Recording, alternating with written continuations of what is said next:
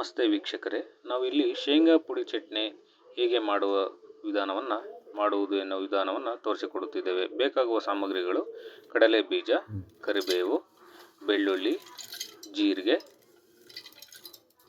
ರುಚಿಗೆ ತಕ್ಕಷ್ಟು ಖಾರದ ಪುಡಿ, ಅಚ್ಚ ಖಾರದ ಪುಡಿ ಮತ್ತು ಉಪ್ಪು. ಇಲ್ಲಿ ಹುರಿದಂಥ ಕಡಲೆ ಬೀಜ,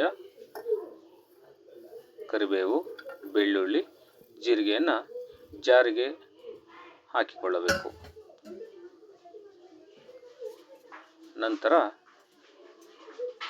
ಖಾರಕ್ಕೆ ತಕ್ಕ ಹಾಗೆ ಅಚ್ಚ ಖಾರದ ಪುಡಿಯನ್ನು ಹಾಕಿಕೊಳ್ಳಬೇಕು. ಇಲ್ಲಿ ನಾವು ಅರ್ಧ kg ಆಗುವಷ್ಟು ಕಡಲೆ ಬೀಜವನ್ನು ತೆಗೆದುಕೊಂಡಿದ್ದೇವೆ. ಅದಕ್ಕೆ 3 ಸ್ಪೂನ್ ಆಗುವಷ್ಟು ಅಚ್ಚ ಖಾರದ ಪುಡಿಯನ್ನು ಹಾಕಿದ್ದೇವೆ. ರುಚಿಗೆ ತಕ್ಕಷ್ಟು ಉಪ್ಪು. ಈಗಲ್ಲ ಅಲ್ಲಿ ವಿಡಿಯೋ ಎಡಿಟ್ ಮಾಡ ಆಯ್ತಾ ಅಷ್ಟೇ. ತದನಂತರ ಎಲ್ಲ ಪದಾರ್ಥಗಳನ್ನು ಜಾರಿಗೆ ಹಾಕಿ ರುಬ್ಬಿಕೊಳ್ಳಬೇಕು. ಮಿಕ್ಸರ್ ಗ್ರೈಂಡರ್ಗೆ 1 ಬಾರಿ ಗ್ರೈಂಡ್ ಮಾಡಿಕೊಳ್ಳಬೇಕು. ನಂತರ ಓಪನ್ ಮಾಡಿ ನೋಡಿ ತರಿಯಾಗಿ ಇದೆಯಾ ಇಲ್ಲ ಅಂತ ಚೆಕ್ ಮಾಡಿ ನೋಡಿಕೊಂಡು ಮತ್ತೆ ಇನ್ನೊಂದು ಬಾರಿ ರುಬ್ಬಿಕೊಳ್ಳಬೇಕು, ಗ್ರೈಂಡ್ ಮಾಡಿಕೊಳ್ಳಬೇಕು. ಆಯ್ತು, ನೀನು ಮಾಡು.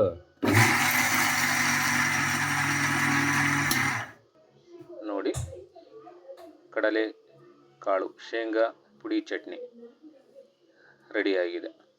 ಈ ಪುಡಿ ಚಟ್ನಿಯನ್ನು ತಾವು ಊಟದಲ್ಲಿ ಸೈಡಲ್ಲಿ ಹಾಕಿಕೊಂಡು ಎಲ್ಲ ಥರದ ಊಟಕ್ಕೆ ಸೈಡಾಗಿ ಉಪಯೋಗಿಸಬಹುದು.